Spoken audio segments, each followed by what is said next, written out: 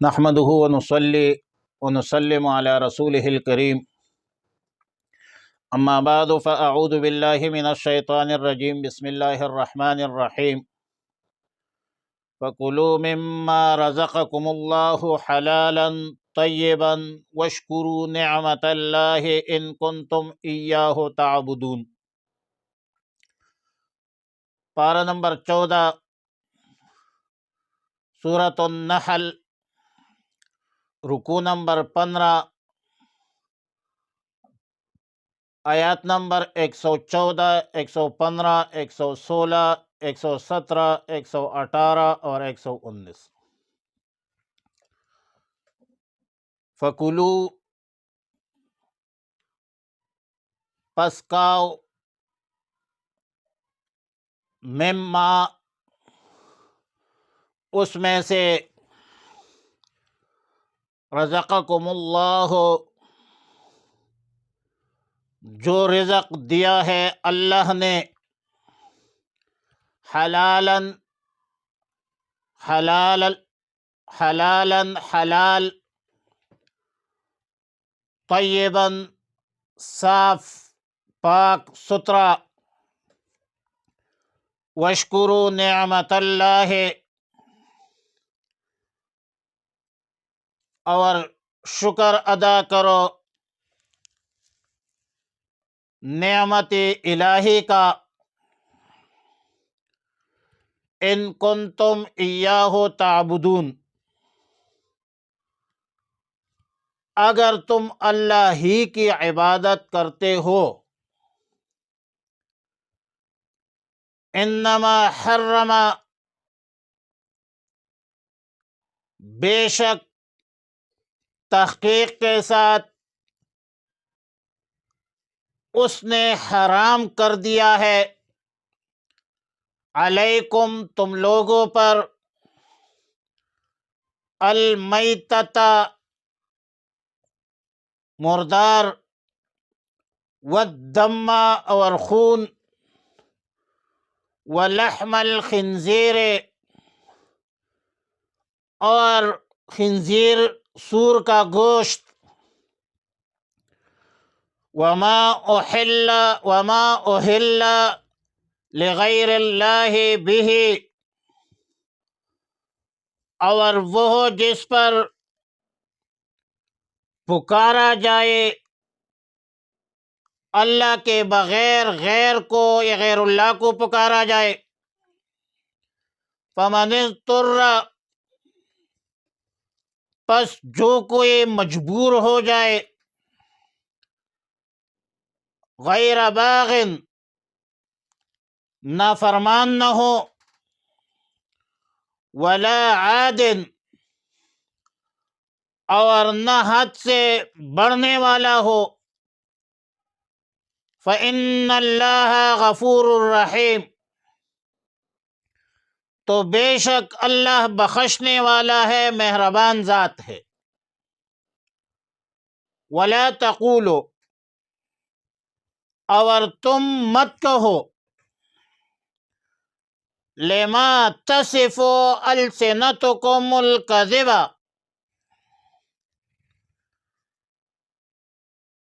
وہ جو تم بیان کرتے ہیں تمہاری زبانیں، الکذب، یہ جھوٹ، ھذا حلال، کہ یہ حلال ہے، وھذا حرام، اور یہ حرام ہے، لتفتروا علی اللہ الکذب، تاکہ تم گڑھ لو اللہ پر جھوٹ بناؤ۔ ان الذین یفترون علی اللہ الکذب، تحقیق کے ساتھ جو لوگ اللہ پر جھوٹ بناتے ہیں، گڑھتے ہیں اللہ پر الکذب، جھوٹ، لا یفلحون، وہ فلاح نہیں پائیں گے۔ متاع قلیل، یہ تو تھوڑا سا فائدہ ہے، ھذا متاع قلیل، خبر مبتدا محذوف ہے، یہ تو فائدہ ہے تھوڑا سا، وَلَهُمْ عَذَابٌ أَلِيمٌ، اور ان کے لیے دردناک عذاب ہے۔ وعلی الذین ہادوا، اور ان پر جو یہودی تھے، حرمنا، حرام کیا تھا ہم نے، ما قصصنا علیک، جو کچھ ہم نے بیان کیا تم پر، من قبل، اس سے پہلے، وما ظلمناہم، اور ہم نے ظلم نہیں کیا تھا ان پر، ولیکن کانوا انفسہم یظلمون، لیکن وہ خود ہی اپنی جانوں پر ظلم کرتے تھے۔ ثم ان ربک، پھر بے شک آپ کا رب، للذین، ان لوگوں کے لیے، عاملوا السوء بجہالۃ، جنہوں نے عمل کیا برے اعمال کی ہے، بجہالۃ، نادانی میں، بجہالۃ، نادانی میں، ثم تابوا، پھر توبہ کر لی، من بعد ذالک، اس کے بعد، وَأَصْلَحُوا، اور اصلاح کی اپنی، یا اعمال کی اصلاح کی، وَأَصْلَحُوا الْأَعْمَالَ، ان ربک، بے شک تیرا رب، من بعدها، اس کے بعد، لغفور، بخشنے والا ہے، رحیم، مہربان ذات ہے۔ مذکورہ آیتوں میں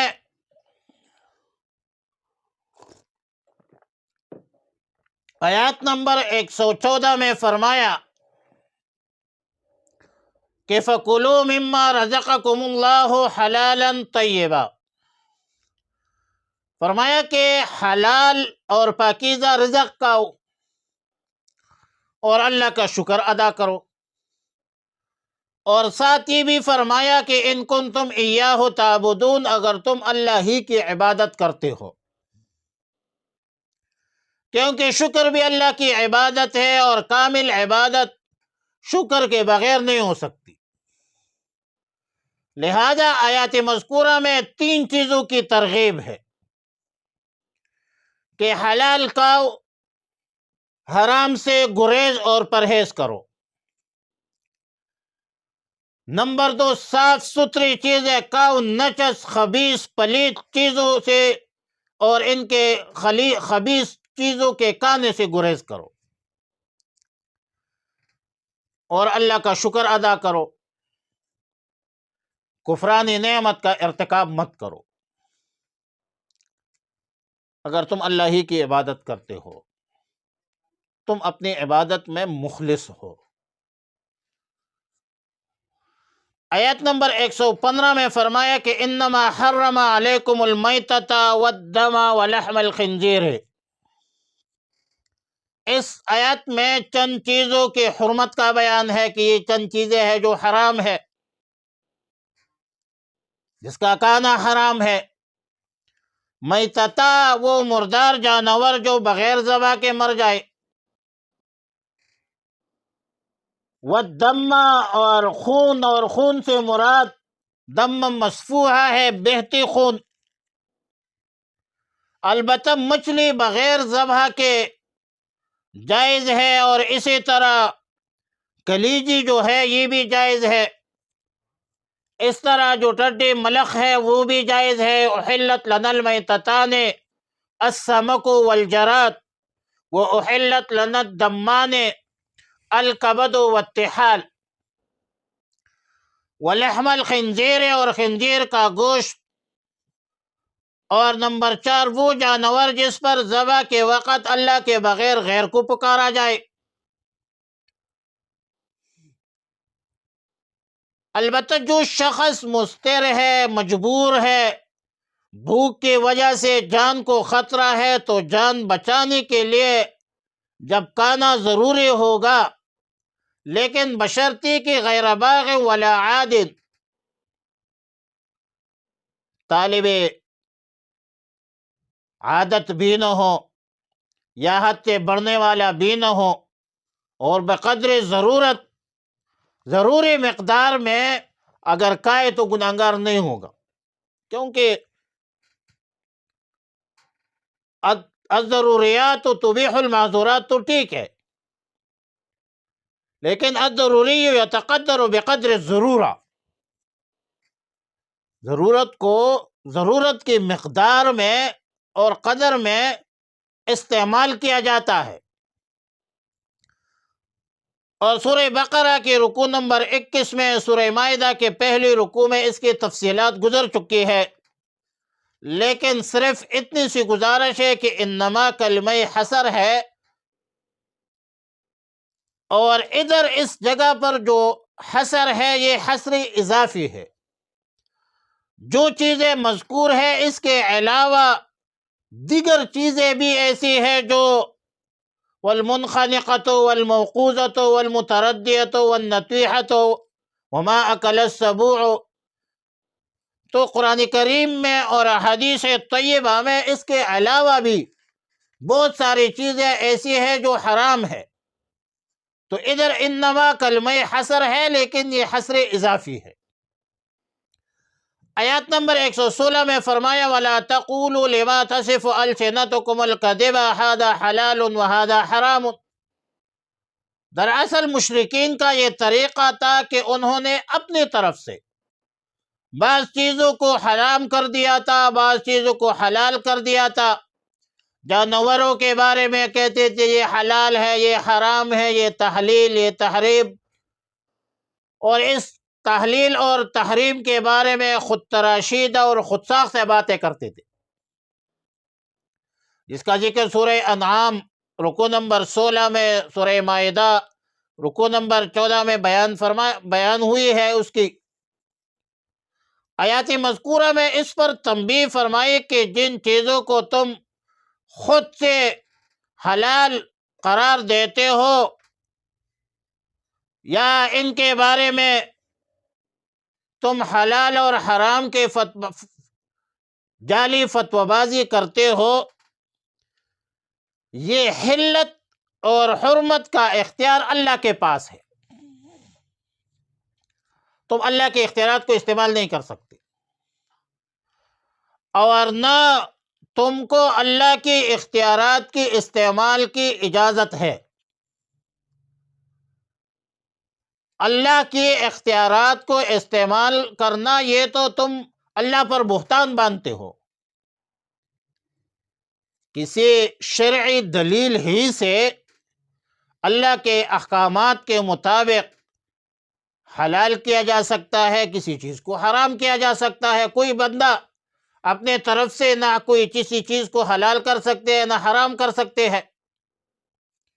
حلت اور حرمت کا اختیار تو ہے وہ میرے رب کے پاس ہے، بندوں کے پاس نہیں ہے۔ اور پھر تم اپنی طرف سے بعض چیزوں کو حلال قرار دیتے ہو، بعض چیزوں کو حرام قرار دیتے ہو، اور ظاہر ہے کہ شرعی دلیل کے بغیر اپنی طرف سے کسی چیز کو حلال یا حرام تجویز کرنا خود ایک حرام فعل ہے۔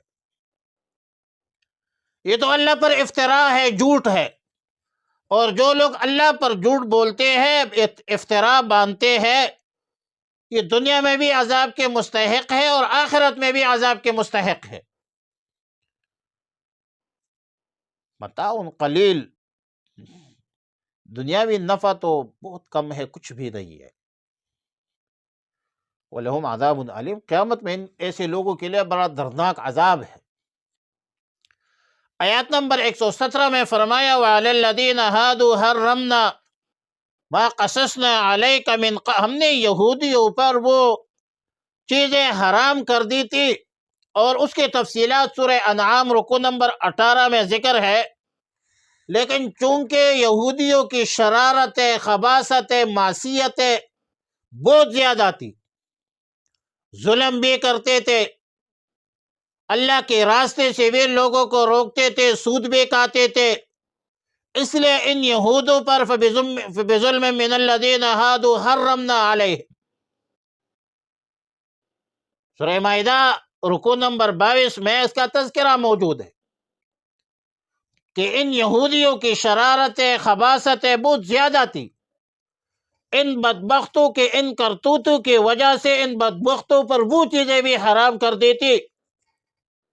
تو فرمایا وما ظلمناہم ولکن کانوا انفسہم یظلمون، ہم نے ظلم نہیں کیا تھا،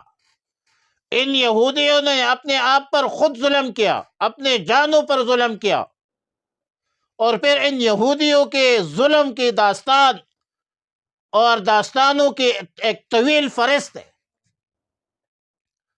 آیت نمبر 119 میں فرمایا ثم ان ربک للذین عملوا السوء بجہالۃ، ترجمے میں بھی میں نے گزارش کی کہ بجہالتن کا ترجمہ نادانی سے کریں گے، اور چونکہ گزشتہ رکوع سے متعدد احکامات کا تذکرہ ہو رہا ہے، ظاہر ہے کہ اللہ کے احکامات میں کچھ اوامر ہے، کچھ نواہی ہے، کچھ کرنے کے کام ہے، کچھ نہ کرنے کے کام ہے۔ اب جو کام کرنے کے ہے اس کام کا نہ کرنا گناہ ہے، اور جو کام نہ کرنے کے ہے اس کا کرنا گناہ ہے، اور گناہوں پر پیشمان ہونا یہ توبہ ہے۔ تو آیات مذکورہ میں توبہ کی ترغیب دی کہ جہالت سے، غفلت سے، نادانی سے اگر آپ سے گناہ سرزد ہوا ہے اور پھر اس گناہ پر آپ نادم ہیں، پیشمان ہیں، توبہ تائب ہے، تو آپ توبہ کریں، اپنے اعمال کا اصلاح کریں۔ بے شک اللہ رب العالمین تواب الرحیم ہے، غفور الرحیم ہے۔ یہ تو گناہگار ہے، اگر کوئی کافر مشرک شرک سے، کفر سے توبہ کر کے توحید کا قائل ہو جائے، اللہ کی الوہیت وحدانیت کی تصدیق کرے، زبان سے اقرار کرے، تو یقیناً اللہ بخشنے والا ہے، اللہ مہربان ذات ہے۔ بہرحال مذکورہ آیتوں میں حلال کھانے کی ترغیب ہے، صاف ستھری چیزوں کی ترغیب ہے، شکر کی ادائیگی کی تعلیم ہے، حرام چیزوں سے، مردار جانور، خنزیر وغیرہ کے کھانے سے گریز کا ترغیب ہے، مجبوری کے تحت جواز کا بیان ہے،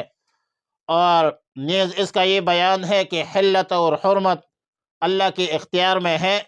اللہ کے بغیر کسی کو حلت اور حرمت کا اختیار اور اختیارات کا حق حاصل نہیں ہے۔ اپنے طرف سے چیزوں کو حرام کرنا، حلال کرنا، تجویز کرنا، یہ اللہ پر افتراء ہے، جھوٹ ہے، اور جھوٹے لوگ فلاح نہیں پاتے، دنیا میں فلاح نہیں پاتے، آخرت میں بھی نہیں پائیں گے، آخرت میں ان کے لیے دردناک عذاب ہے۔ اور یہودیوں پر چند چیزوں کو حرام قرار دیا تھا، وہ ان یہودیوں کی کرتوتوں کی وجہ سے، شرارتوں کی وجہ سے، لیکن ان تمام احکامات میں نافرمانی کے بعد اگر کوئی توبہ کرے، اعمال کی اصلاح کرے، تو بے شک اللہ غفور الرحیم ہے، تواب الرحیم ہے، مہربان ذات ہے۔ اللہ ہمارے گناہوں کو معاف فرما دے۔ وآخر دعوانا الحمدللہ رب العالمین۔